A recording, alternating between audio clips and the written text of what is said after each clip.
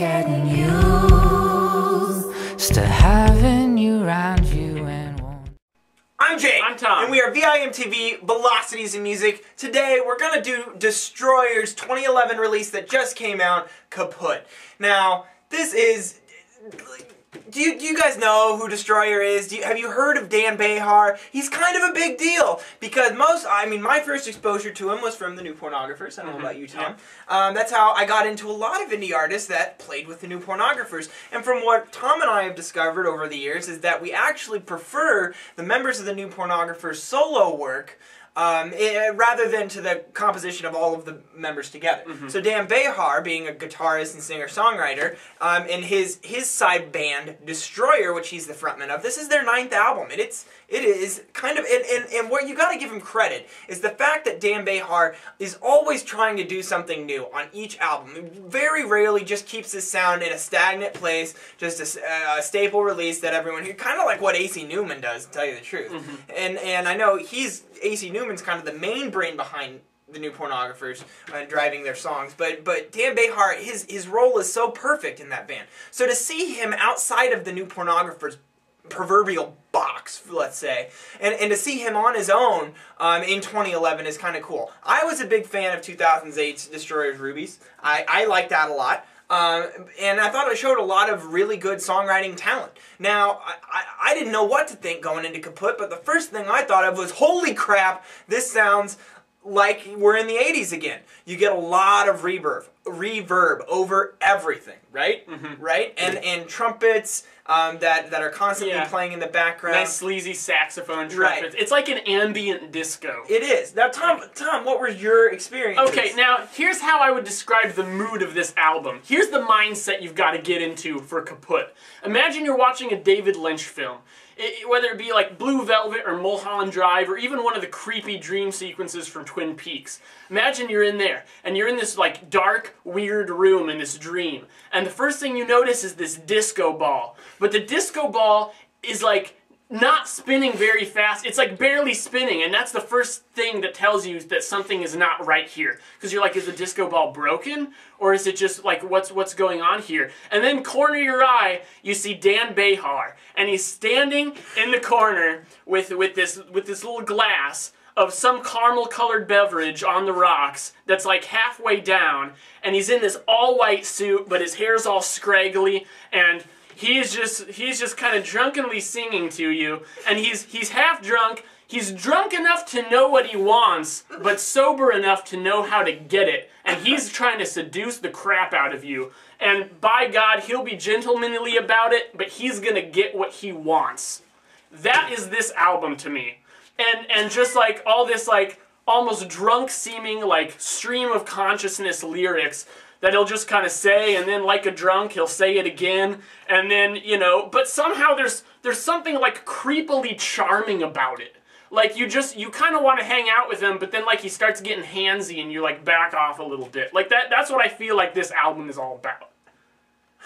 I gotta give this guy a hand. I mean, that was pretty good. That's what I feel like. I feel like, because it's like, it's kind of sleazy, but it's not like sleazy in an outwardly like it's almost weird adorably way. Yeah, And exactly.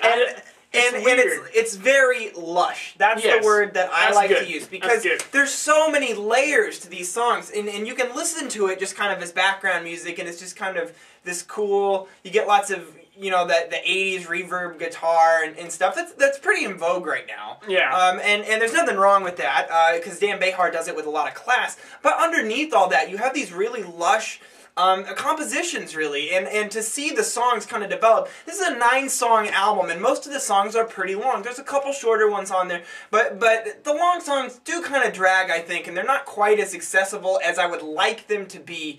I think he does a good job on them, but just not quite good enough to justify the full length of the song.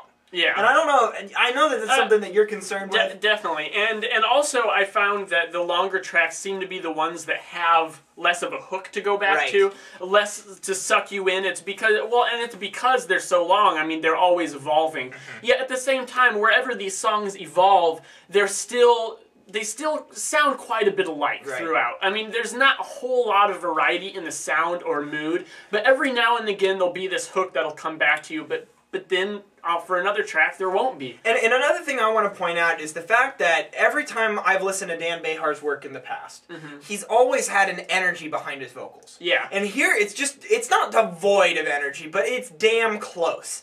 Because he's just kind of just, like Tom said, it's like he's sipping whiskey going, hey, put down the books on your shelves, over and over again. The repeating lyrics did bother me a little bit, but I thought that his lyrics actually did intrigue me to listen to the songs a little deeper, and that's the beauty of Kaputt, is that it invites you in. It seduces you into looking at the songs deeper, and when you do that, that's when I think you can really open them up, and it's like a flower blooming. I'm glad you mentioned that, because there's one thing about the lyrics that I wanted to make sure I did not forget that I love it when artists do, and I wish more artists would do this, is when you have ambiguity in the actual syntax of a line that could completely change the meaning. And the one spot that I'm thinking of in particular is, I believe it's in Suicide Demo for Kara Walker. It's one of the only lines that he like sings somewhere near the beginning, and then it comes back at the end, is "You've got it all backwards, girl." But the way he sings it, you don't know if the comma comes after all or after backwards. So it's like, "You've got it all backwards, girl," or "You've got it all backwards, girl," which, like, you know, that last one wouldn't seem to make much sense lyrically, but at the same time, he sings it more to lend itself to that. Right. So, like, you think about what those would mean, and, you know, maybe it's all just nonsense anyways. Maybe he didn't even mean to do it. I don't know. Maybe he was drunk on whiskey. You don't really know. No, but the point is, I love it when there's another level to the lyrics that force you to think about things like that. And Bejar is, and displays here that he is talented at songwriting. Now part of I do have an issue with this album, and that's that I think that the general theme, the light synths, the 80s kind of moody not club, but you know what I mean, the vibe that Tom described earlier. Discotheque, right. which he actually uses that word in the last He does. track, so. And that vibe that he puts on, it gets a little repetitive, because you get it in big chunks in these songs for just minutes on end. And then, now he does albumize it a little bit, where he'll throw in different tracks in there, and those tracks really stand out. You know, track 7, Downtown, and then they'll close your Bay of Pigs, are very different from the general conglomerative sound of the album. And while those, I like that he put those in there and it stands out, I do think that there is some repetition in there that gets a little bit stale to me, and I wish that there was just a bit more, I don't know, hooks, experimentation in the general sound of the album, maybe more on the front half. But by that time, you know, by the time when you're still dealing with that same theme on the back end of the album, and you really haven't heard much departure from that general basis of sound, I'm a little bored at that point. I want something a little bit deeper. The only thing, other than a couple things I mentioned, that really bothered me about this album was the drum production. And obviously it was on purpose. I'm not trying to say he doesn't know how to produce an album. I mean, I'm sure he wanted it that way, but I felt like the snare hits were weak and just kind of muddled.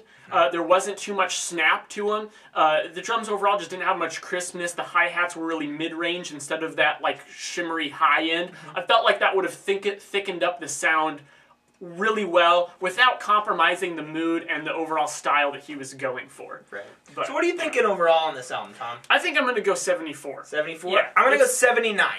And I think that's where it's at. And I know this is getting a lot of people are loving this album. That's a good thing. So I'm really glad that you guys like it. So let us know what you thought of this album. What was your experience with Kaputt? You know, we really liked it. A high 70 score for us is a good, solid score. We just don't think it's just fantastic, best album of the year. We're not there yet. Maybe with time we'll get there. Yeah. But this is where we're at right now. Now, but also, you know, this guy in New Pornographers, several other people in New Pornographers with other solo acts or other bands, which one's your favorite? Destroyer, Nico Case, AC Newman, you know, which one of the ones do you prefer?